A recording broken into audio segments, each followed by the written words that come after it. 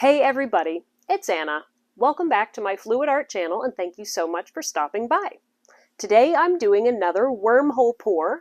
My painting last time was this 12 by 36 inch long skinny canvas where I did a space painting with like a portal on each side and a color flow passing through it but jumping across open space.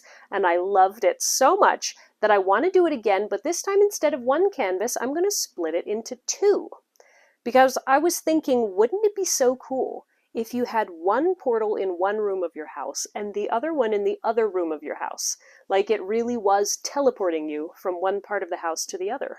Or what if one person had one of the halves of the painting and they gave the other half to a friend? And so it'd be like a best friends thing that joins your houses together. I just thought that was a cool concept, so that's what I'm doing today. You can see I've sketched sort of, this is going to be the portal, and it's going to be swirling like I did last time, and then there's going to be a color flow coming out here and here, and I'm not sure, you know, it may be that you could like, they don't have to be lined up exactly this way, but the color flow is going to come out of one and into another, and then the rest of the background is going to be outer space. Really sort of beautiful outer space. So my colors are pretty much the same as the last one that I did, except my background, I didn't love the way that the Payne's gray, it had a weird texture to it, and I wondered whether that was partly the Payne's gray. So I just mixed up some black paint and added that into the leftovers. So this is probably like 2/3 to 3/4 black, and about 1/3 to 1/4 Payne's gray. And the Payne's gray, the reason for that is to make the background be a denser paint, a heavier paint, instead of the light density that Creative Inspirations Lamp Black often is. But I've had good results with space pours with this black. So anyway, that's my background. I have some phthalo blue, which is going to go into the background as well. I have some white to kind of be the background for the color flows. Then I have 3 metallic colors to go into the space background, which is Pearlessence, that's basically just metallic white. I have metallic Magenta and metallic Teal, and those all blend beautifully with the black background. And then for my color flow itself, I have my same blue and ocean green from my last pour, and I have the Dioxazine Violet as well. But this time, instead of orange and kind of, or yellow and, yeah, the pinkish orange, I'm going straight for magenta. And then I have a few metallics to sort of blend with those and make it look all beautiful and interesting. So I'm excited to see how the slightly different color mixture is going to look. I have 2 14 by 14 inch canvases, and I've already painted the sides where I think the background is going to cover, just so that my paint makes a nice solid covering and it doesn't get it all transparent flowing over a white side. But I think that's everything we need. Let's make a painting.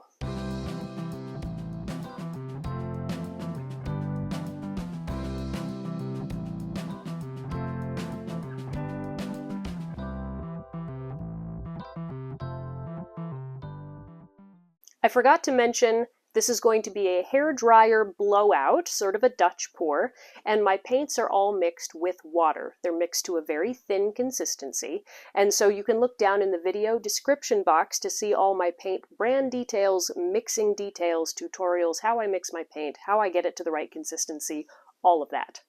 But for now, let me start putting the background on. So I'm going to start with the black, because that's the main thing, of course. And then some of the phthalo blue.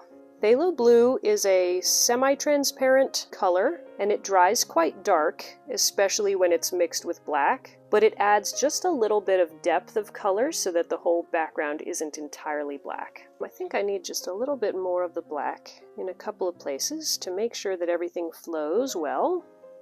All right, I'm going to blow out these, then I will add the metallics and add more details.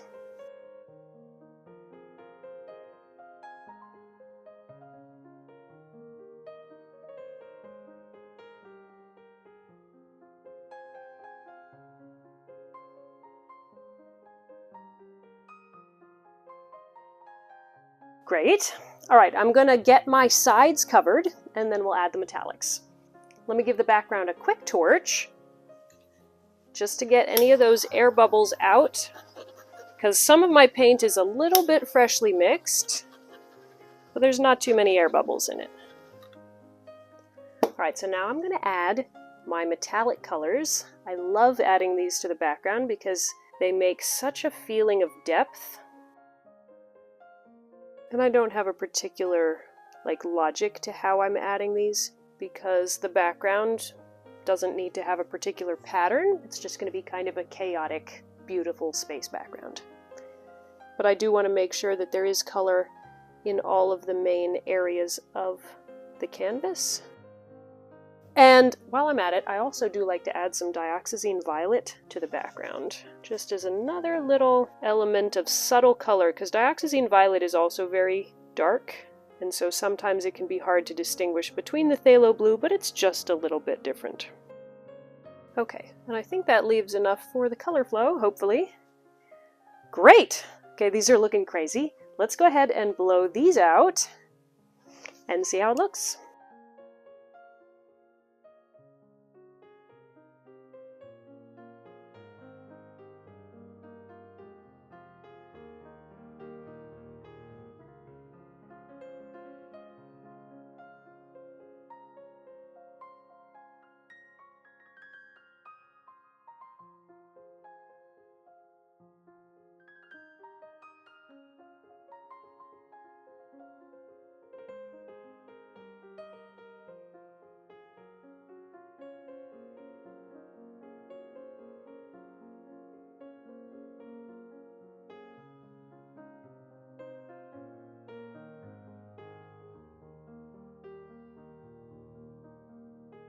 This one's got this weird squiggly area up here, but I think as it darkens and as it gets the spiral of the portal painted over it, I don't think it's going to be a problem. Let's move on to this one.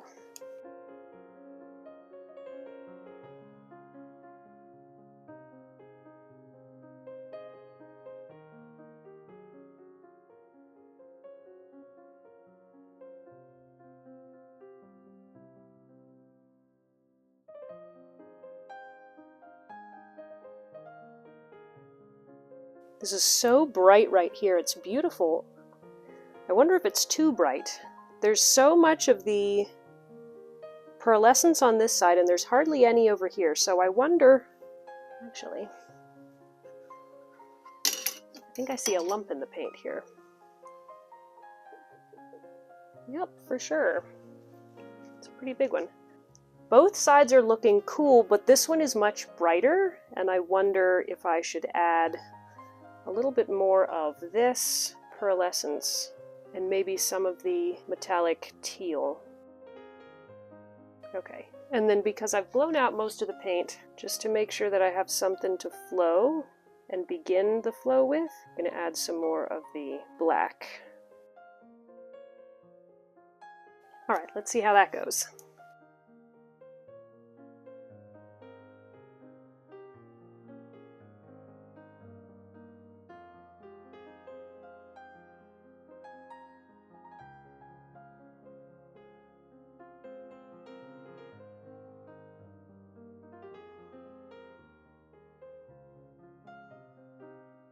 Yeah, I like that much better.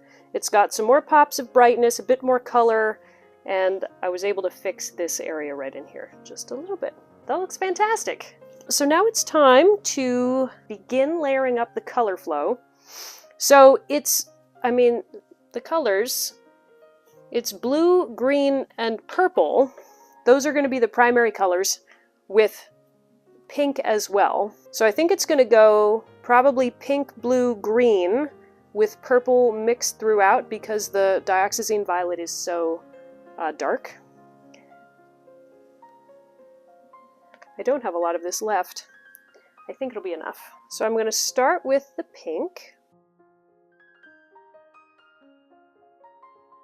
And then the ocean green will go down on this end. And then this blue will go in between and overlapping a bit with both. Because I don't want it to look striped, but I do want it to be a nice sort of transition from one color to the other. Great. So then I have this color which looks kind of orangey. This is some sort of a mica pigment. I've forgotten which one it is, but it shines a kind of pinkish red color. So I thought it could be interesting to add over on the pink end of things, but not lots of it. And then I have a metallic green, which is cool because it looks very sort of Kelly green, grass green, but it almost shines gold. So it's a neat color. And again, I just want a little bit of that, just for some green sparkle. And then in the middle I have blue violet, which is a very beautiful mica pigment. I want to put some of that in the other colors too, just because purple kind of goes with everything here. Alright, and then speaking of purple, let's get a little bit of contrast. So I want some largish blocks of dark purple so that it can really show up. Okay, hopefully that's enough, because I don't have any more of this. I mean, I could mix more, but I don't want to have to mix more. Alright, this is looking cool. Now I'm going to add white sort of around the edges and in all the cracks. That's going to create kind of a barrier between the colors and the background. And it'll help all of these colors stay nice and bright, even as they're being blown across and around the dark background.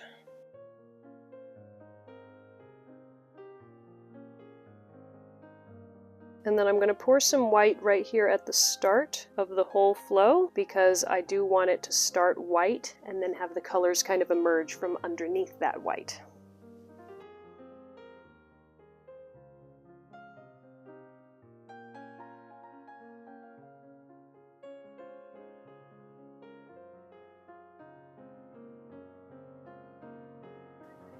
Okay, we got two really cool bands of color. I think it's going to mix really nice. It's looking beautiful together. Nothing's clashing. I think we have enough white to blow across it. So let's go ahead and do it. I think I'm going to start on this side.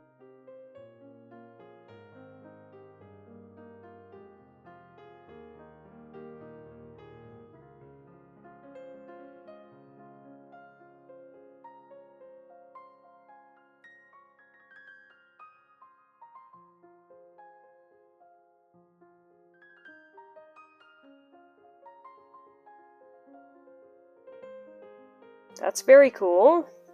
So we're getting a lot of cells. That's because the pink color that I used, I believe those cells are from the Master's Touch Acrylics Bright Magenta. It's mixed with some Quinacridone Rose, so I thought that might change its reactivity, but it looks like it's still making a lot of cells. But the Ocean Green should also make some cells. It's making a few, not as many as the pink. All right, let's do this side now.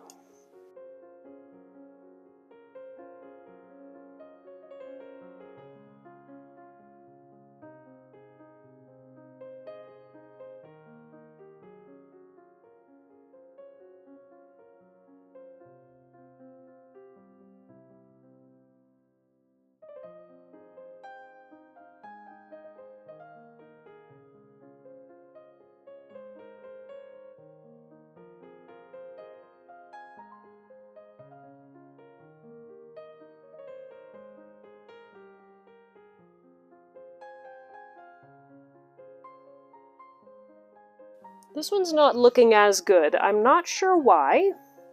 I think partly there's some black got into the flow and so it made gray. We got more green cells on this side. I think what I want to do is reblow just this section because it looks beautiful other than that. So I'm going to add a bit of white, some of my magenta, and the metallic. Maybe a little bit of the blue violet.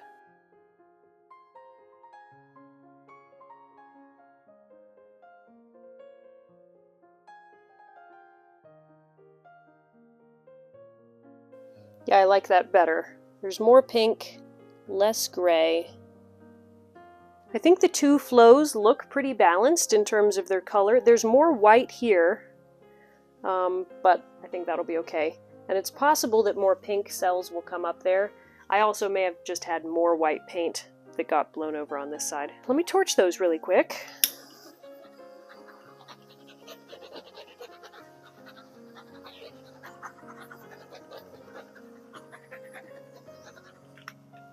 So what I have to do now is I just have to sort of bring in the background to touch the white, because once this is dry, I'm going to be brush painting the spirals. Last time I tried to swipe them with a palette knife and it didn't work very well.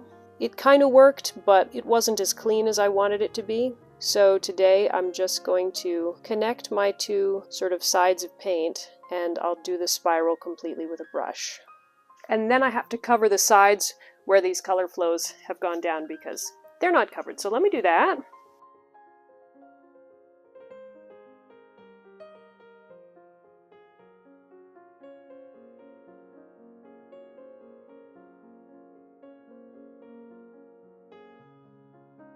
Alright, I think these are looking really cool. They're pretty much done. The one thing I still have to do is to add some stars. And I will probably add some more stars once it's dry, but I'd like to add a few now. So you can use your fan brush. Sorry, I got paint all over my hands from everything. Use a fan brush to make your stars. And you can do it while the background is wet or while the background is dry. So I'm going to add a few now, and then I'll probably add a few more when it's dry, either with a fan brush or just sort of dot them in where I want them. So you just dip the tip of your fan brush. Oh, some big stars.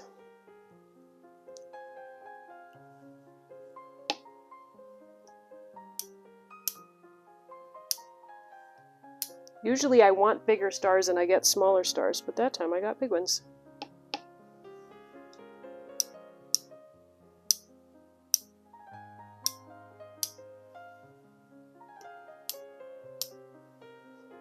And the stars are what make this really come to life and look like space.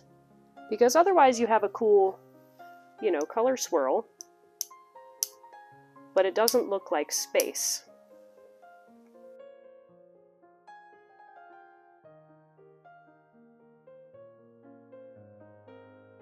I'm not getting the large stars on this side. That's interesting. There's a couple larger ones. Okay, and I will come back and add more, but there's a start. This is so cool. I think that's all that I want to do while it's wet, so let me give you a close-up. Okay, here they are, my pair of portals. So I think these are really cool. Now, it's hard for me to show a close-up of the background because my camera does not find it easy to focus on something dark. It tries to brighten everything up, so I won't get really close. But it's so patterned and textured, which is cool. So this color, it'll go a lot darker as the paint dries, and then once I varnish it, a lot of that color will pop back up again. So sometimes it changes its appearance, and that's just part of the process. All right, here's the portal on the right. So I'm glad I added more pink up there. The flow looks pretty balanced. I like it. Those cool cells there. Sometimes the Master's Touch acrylic paints, the cells go really crazy and they take everything over. But in this particular case, they seem kind of contained, and I like it. Over here we got this giant pop of pink cells. I think that's partly from the pink and partly from the metallic that was layered on top. So it's like a space jellyfish. But I love that nice blend from the blue to the green with the bits of the dark purple in there. So these are really cool. And the stars, you can see the small ones a little bit. I will add more larger ones with a brush. But let me come back and show you how these look when they're dry, and then we will add the portals. Okay, the paintings are all finished. Oh, these are so cool. So I did a fair amount of brush touch-ups, but instead of showing you all of that right now, I'm going to make a separate video that goes into the details of how to paint the portals and add embellishments to a wormhole pour. So be on the lookout for that video or check the video description for a link. But now let's take a look at this. So the background, first of all, is just so cool. I love seeing those metallics. And this background is much smoother than my last wormhole pour.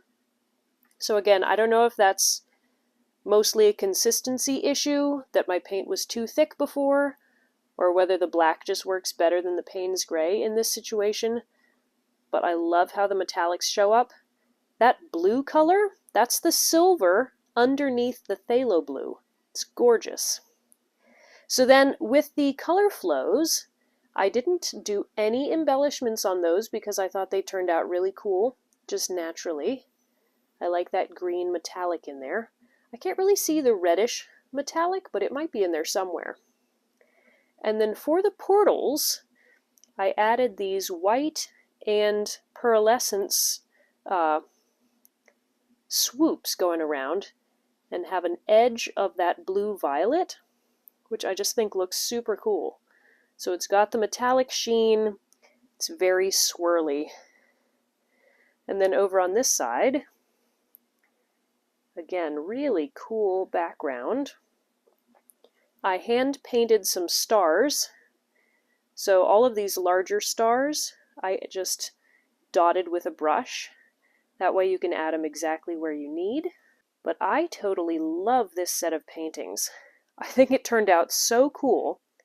And these would look so good in a lot of different ways. Like I mentioned at the beginning of the video, you could keep one and give one to a friend, or you could put one in one room of your house, and then the other one in another room of your house, or they could be on two sides of an art collage. Lots of cool options for these two portal pours. And you will notice that I have changed the orientation of the left painting. I think you could easily have it pointing where the color flow is coming downwards, but if you're going to do it as just a single painting, I think having the flow going upwards is a stronger looking design.